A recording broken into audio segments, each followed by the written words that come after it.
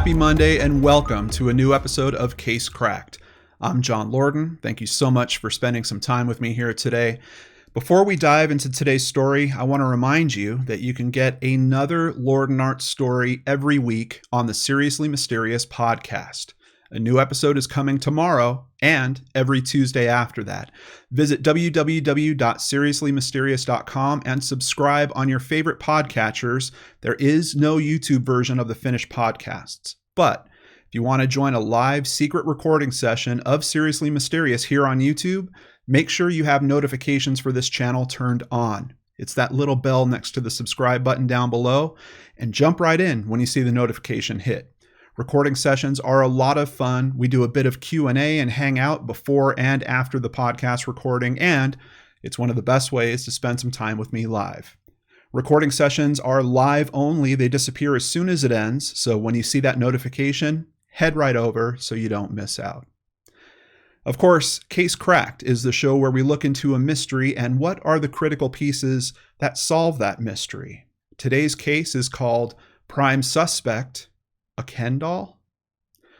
Russian influencer Ekaterina Karaglanova loved to travel. The 25-year-old Instagram model and travel blogger constantly shared photos from the many places she visited. From Santorini to Venice and even Paris, Ekaterina loved sharing her travels with her 90,000 plus followers. Known as the Russian Audrey Hepburn with the Instagram handle Caddy Loves Life, she not only loved that her fans compared her appearance to the great actress, but she also used it as her platform. Quote, "I've adored Audrey since school, and people often tell me I look like her," she wrote in 2017. But her life was more than just traveling from one exotic location to another.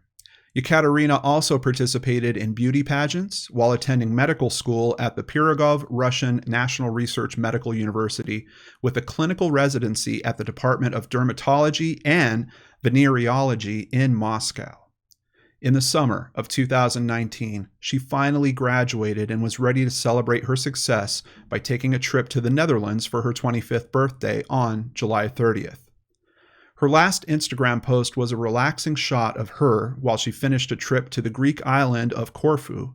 Wearing a black swimsuit cover, dark glasses, with a glass of wine in hand, she posted musings about her many adventures. "I remember in detail every trip, all beautiful places, funny stories." In the days before she was set to leave for the Netherlands, on July 26th, her parents tried to contact her to send her early birthday wishes. They were unable to reach her and soon began to worry. One phone call too many went unanswered, and they felt she needed to be checked on. Calling her landlord, they asked to be given access to her apartment. Upon entering, they at first saw nothing wrong. Then they walked into her hallway and found a suitcase, partially shut, with what appeared to be human legs sticking out of it. They opened it to find their daughter dead, naked except for a garter belt, with what appeared to be stab wounds all over her body. Horrified, they called police and paramedics, but unfortunately, it was already too late. When an autopsy was performed, it was found that Ekaterina had died from more than 19 stab wounds to her neck and body.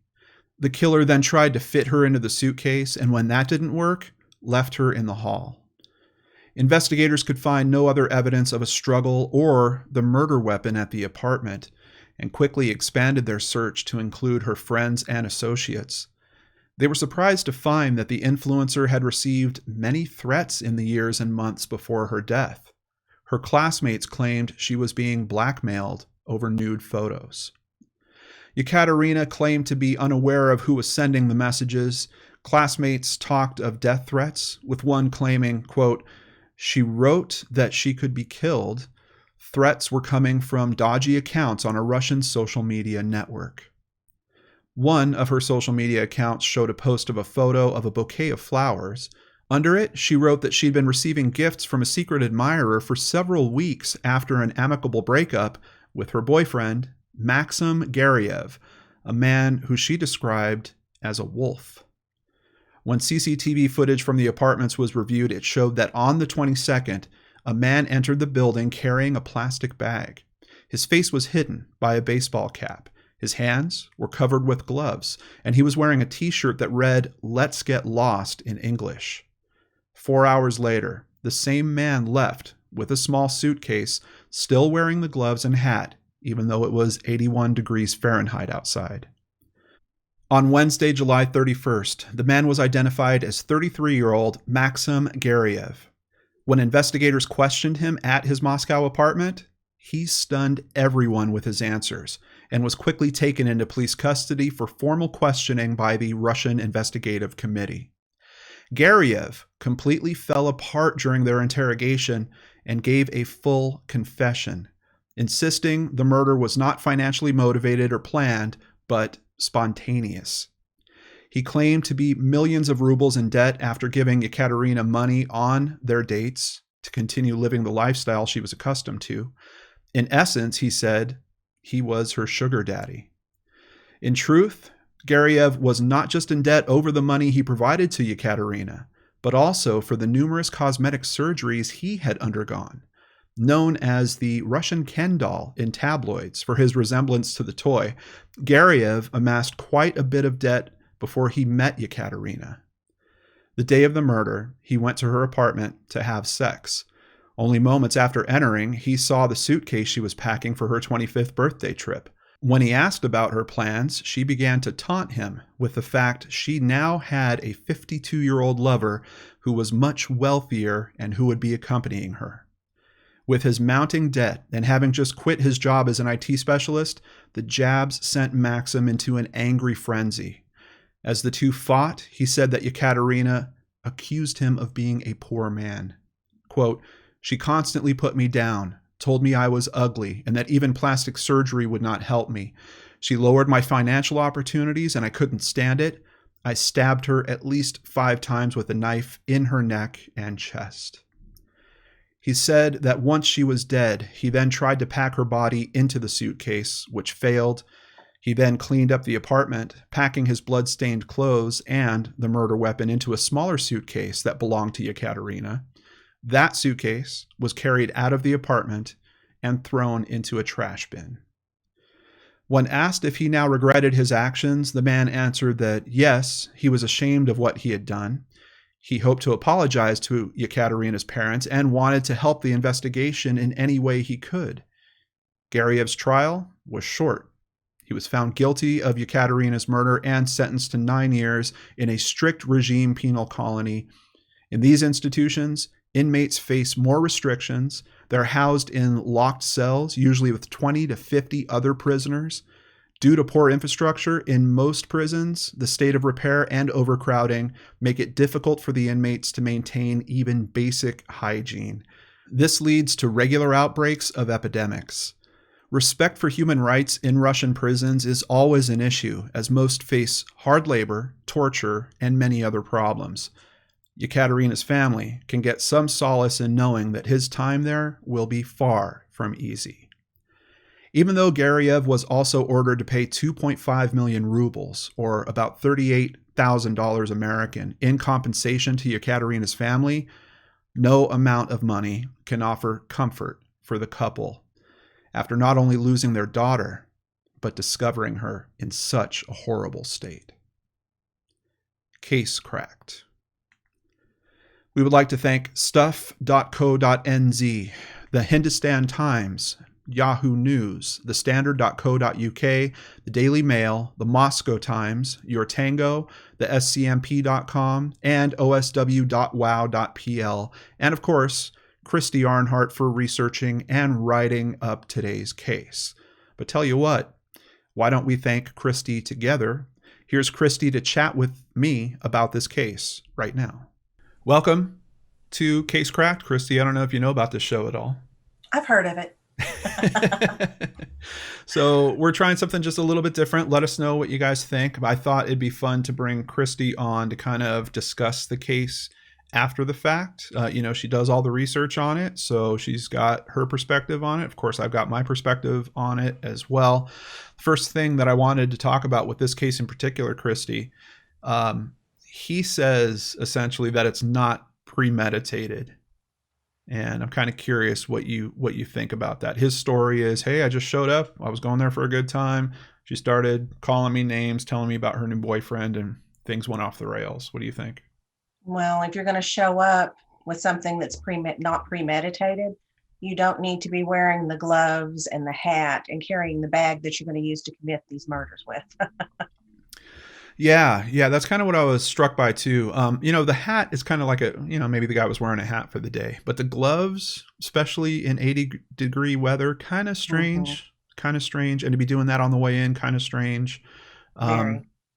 there's something that supports it though, which is it doesn't seem like it's very well thought out in terms of the disposal. No, not at all. And he winds up with the using a case of hers for some of the items that he's removing.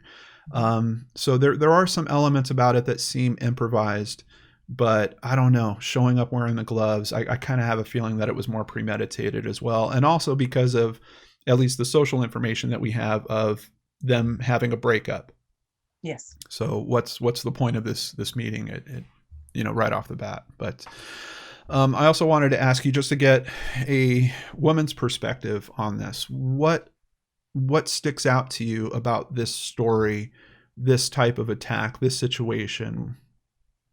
Anytime you enter into the types of relationships that she did, you're opening yourself up. I mean, to a lot of different bad things. I mean, for one thing, you go into the relationship, you're not on any kind of an even keel. You're relying on this other person. Yeah. No matter what you give in this give and take situation, it's not going to be enough. You're at Yeah. their mercy.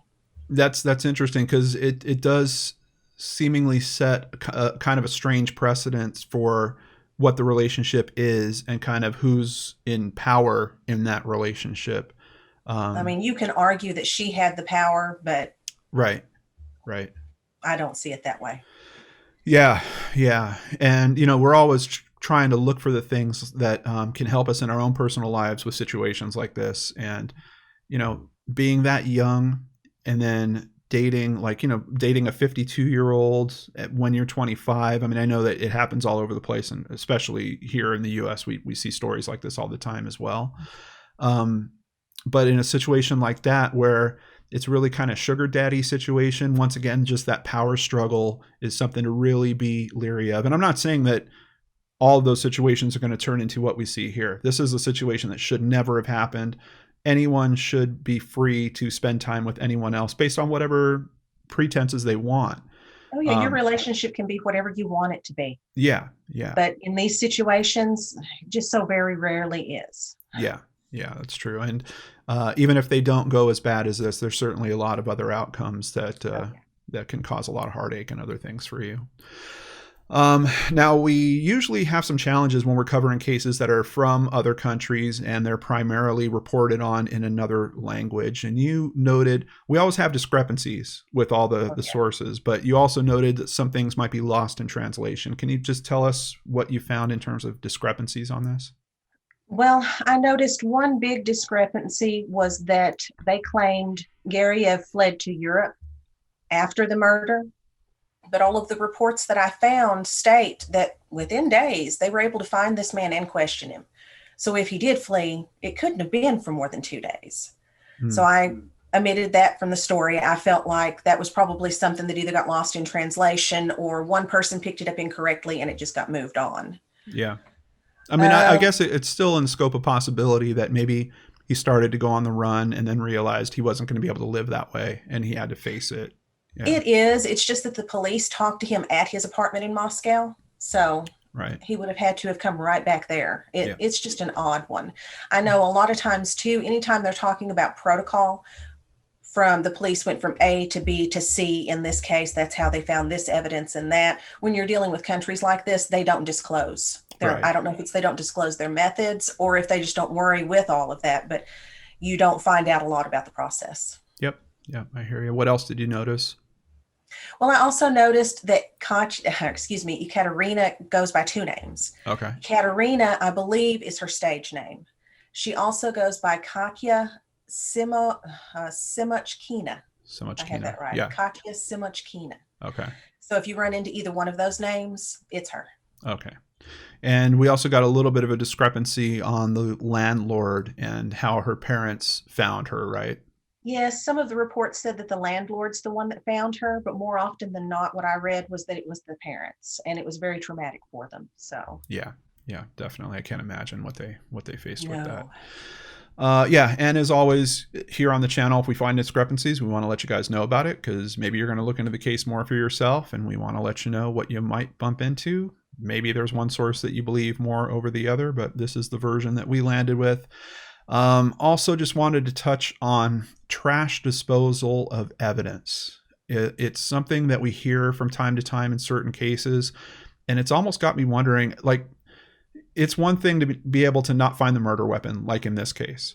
But sometimes we have cases where entire bodies go missing, and I'm wondering, like, are these being disposed of in the trash in some way? It's even to the point where I'm wondering, shouldn't we have like cadaver dogs that are just working at the trash sites, at the collection sites, to make sure that those types of items aren't actually going in? But I don't know if it's practical. Well, and I don't either. I've been to landfills before, and I mean, it is just the smell. I can't imagine even a cadaver dog being Yeah. able to pick through that. And it really, a lot of times, once that evidence hits the trash truck and hits the landfill, you're just not going to find it. Yeah. They're huge. Yeah. Yeah. They're compressed. Not very often do you see they found something in a landfill. Right. Did you get any sense of what the murder weapon actually was? I'm just curious if it was something that was already at her house. Like, was it a kitchen knife? I think that they believe it was one of her kitchen knives. Okay. Okay. So once again, kind of pushes us to maybe it was a little more improvised and a little less planned, but not very well planned. Yeah. Yeah. Ultimately, what do you think that we can learn from Ekaterina's story? Anytime you live in the public's view, try to keep as much of yourself away from that as possible. Be transparent, but keep in mind you're selling a product. You're not selling yourself. Yeah. So, there's definitely keep your private life private.